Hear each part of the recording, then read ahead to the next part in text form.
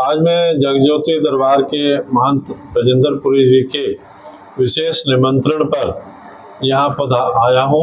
और मेरे पार्टी के हरियाणा इकाई के प्रदेश अध्यक्ष श्री जगीर मौर्य जी और पार्टी के तमाम वरिष्ठ नेता जो हरियाणा से संबंधित हैं वो साथ आए हैं। आज महाराज जी की साधना लगातार चल रही है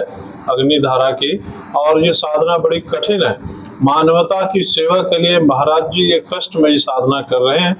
और इस साधना से भगवान की जो आशीर्वाद तपस्या की शक्ति अर्जित हो रही है वो मानवता के भले के लिए, इंसानियत के भले के लिए, उनके दुखों को दूर करने के लिए वो इसका सदुपयोग कर रहे हैं। हम उनकी इस तपस्या को भी प्रणाम करते हैं, उनकी इस महान सोच को भी प्रणाम करते हैं और शिवसेना हिंदुस्तान उनके इस मानवता भरे कार्यक्रम में उनके पूरा सहयोग करेगी। अभी महाराज जी ने मुझे ये चित्र देते हुए गौ माता का और मुझसे अपील की है या विश्वास किया है कि गौ माता को राष्ट्र माता का दर्जा मिले।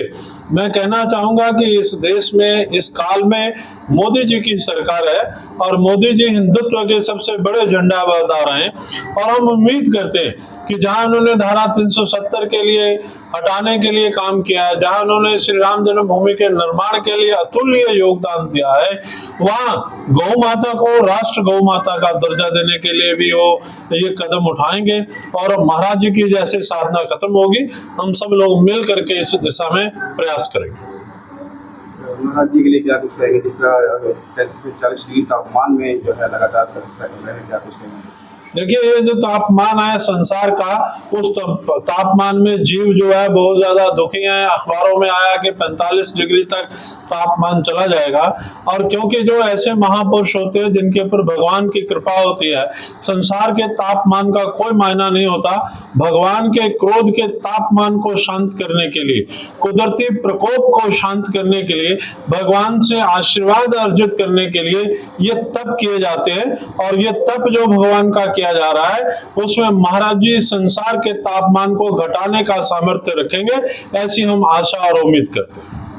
भगवान की जय। सबसे पहले तो मैं शिवसेना हिंदुस्तान के राष्ट्रीय अध्यक्ष पवन गुप्ता जी का दिल की गहराइयों से जगज्योति दरबार में पहुंचने पर स्वागत करता हूं।